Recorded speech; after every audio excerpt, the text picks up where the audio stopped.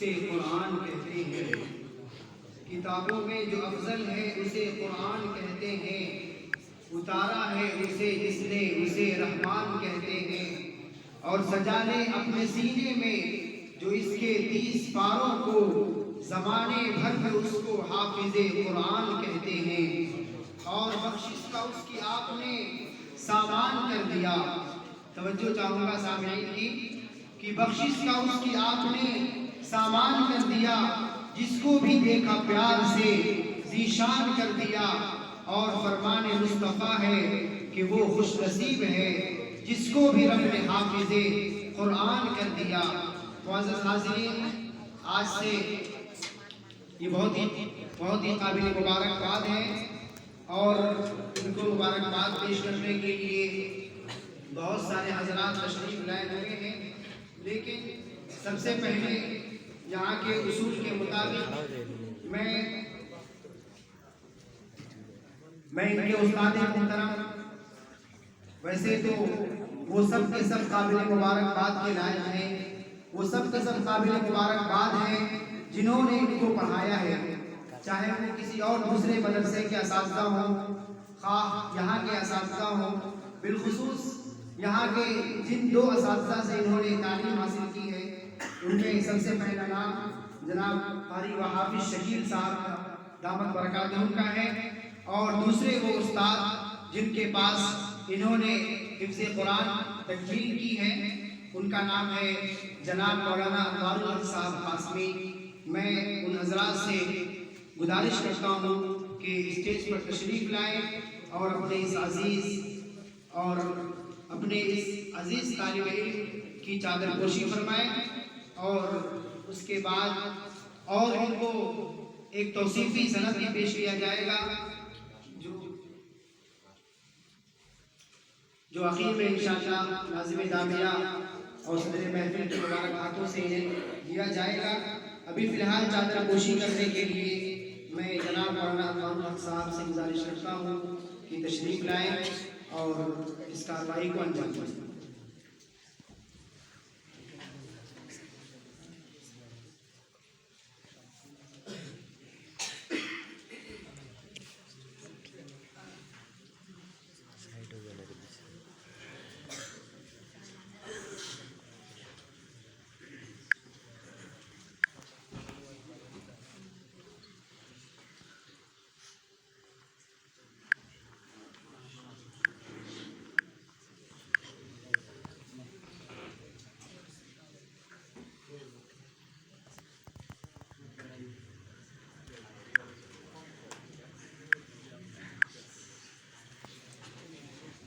ماشاءاللہ،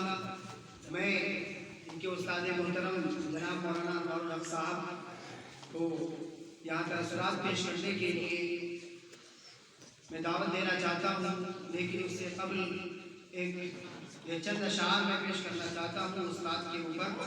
کہ ہماری درسگاہوں میں جو یہ استاد ہوتے ہیں، طلبہ توجہ سے سماعت فرمائیں کہ ہماری درسگاہوں میں جو یہ استاد ہوتے ہیں، حقیقت میں یہی تو قوم کی بنیاد ہوتے ہیں، اور یہی رکھتے ہیں شہر علم کی ہر راہ کو روشن، ہمیں منزل پہ پہنچا کر یہ کتنا شاد ہوتے ہیں، اور برستے ہیں یہ ساون کی طرح پیاسی زمینوں پر، انہی کے فیض سے اجڑے چمن آباد ہوتے ہیں، اور اگر روحانیت سے باہمی رشتہ جڑے واصف، تو پھر شاگرد بھی استاد کی اولاد ہوتے ہیں۔ میں مولانا سے گزارش کرتا ہوں کہ اس موقع پر اپنے تاثرات اور اپنے خیالات کا اظہار کریں۔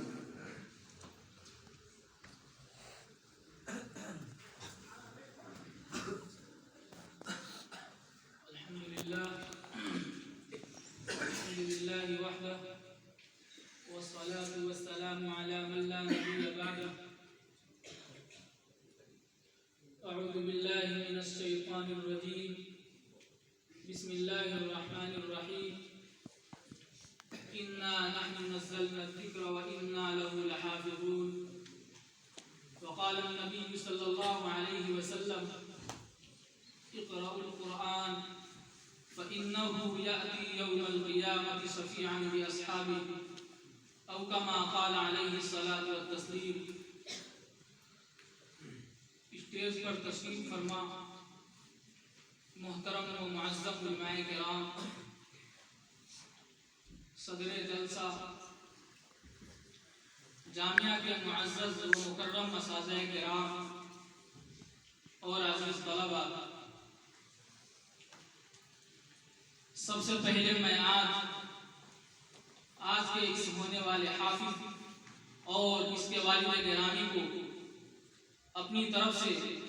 اور تمام اساتذہ جامعہ کی طرف سے مبارکباد پیش کرتا ہوں کہ آج آپ کے اس بچے نے اس دولت اور اس نعمت کو حاصل کیا ہے جس دولت اور جس نعمت کو حاصل کرنے کے لیے ہر سال لاکھوں طلباء مدارس میں داخل ہوتے ہیں، لیکن اللہ تبارک و تعالی ہر انسان کو اس نعمت سے نہیں نوازتا،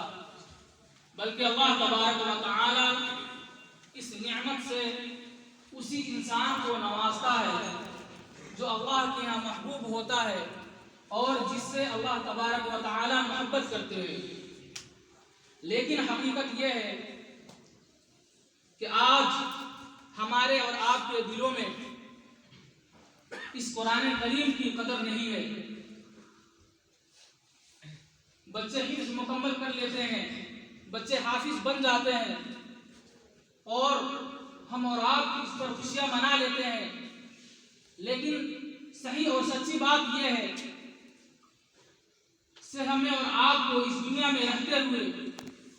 اس قرآن کریم کی قدر و قیمت کا اندازہ نہیں ہو سکتا ہے۔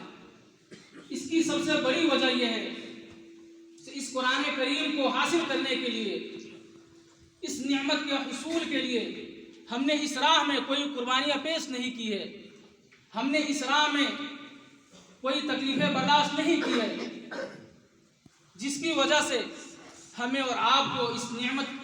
کی قدر و قیمت کا صحیح اندازہ نہیں ہو سکتا ہے۔ اس نعمت کی قدر صحابہ کرام کی ان مقدس جماعت سے پوچھئے جنہوں نے ایک ایک آیت حاصل کرنے کے لیے، ایک ایک آیت کو سیکھنے کے لیے، ایک ایک آیت کو سمجھنے کے لیے اپنی جان، اپنے مال، اپنی عزت و آبرو، اپنے خاندان اور اپنے احساسات و جذبات کی ایسی قربانیاں پیش کی ہیں جن کی مثال تاریخ میں ملنی مشکل ہے۔ اس قرآن کریم کی قدر صحابہ کرام کی ان مقدس جماعت سے پوچھئے جنہوں نے ایک ایک آیت کی خاطر مارے کھائی ہے، کفار کے ظلم و ستم برداشت کیے ہیں۔ اس قرآن کریم کی قدر افریقن ممالک کے ان بچوں سے پوچھئے جن کے پاس وسائل کی کمی ہے، جن کے پاس مجلد کتاب کی شکل میں یہ قرآن موجود نہیں ہے، جن کے پاس مدارس نہیں ہے، جن کے پاس مساجد نہیں ہے، جن کے پاس مکاتب نہیں ہے، جنگلوں میں بیٹھ کر، صحراؤں میں بیٹھ کر، تختیوں پر لکھ کر وہ اس قرآن کو یاد کرتے ہیں۔ ایک سبق جب یاد ہو جاتا ہے پھر اگلا سبق استاد لکھ دیتے ہیں، پھر اس سبق کو یاد کرتے ہیں اور یہ سلسلہ اس وقت تک چلتا رہتا ہے جب تک بچہ حافظ نہ ہو جائے۔ اس قرآن کریم کی قدر افریقن ممالک کے ان بچوں سے پوچھئے جنہوں نے بہت ہی محنت، بہت ہی کوشش اور بہت ہی جد و جہد کے بعد جو لوگ قرآن حاصل کرتے ہیں اور قرآن کو اپنے سینوں میں بساتے ہیں اور اپنے سینوں میں محفوظ کرتے ہیں، لیکن آج تعجب ہوتا ہے کہ ہم اور آپ اس قرآن کو کھول کر دنیا کی باتیں کرتے ہیں، فلمی دنیا کی باتیں کرتے ہیں، ٹک ٹاک کی باتیں کرتے ہیں اور نہ جانے کس طرح کی برائیاں کرتے ہیں۔ قرآن سامنے کھلا ہوا ہوتا ہے اور ہمارے سامنے ہر طرح کے وسائل موجود ہیں، مدارس بھی ہے، مکاتب بھی ہے، مساجد بھی ہے، مدارس کھلے ہوئے ہیں، استاد پڑھانے کے لیے بیٹھے ہوئے ہیں اور خوشنما مجلد کتاب کی شکل میں قرآن بھی موجود ہے۔ ہمارا کام صرف یہ ہے کہ اس قرآن کو یاد کر کے خلق کے نیچے اتار لینا ہے، لیکن یہ کام بھی ہم اور صحیح معلوم نہیں کرتے۔ اس قرآن کی قدر ان مسیحی مصنفین سے پوچھئے جن کو فرانس کے وزارت معارف کی طرف سے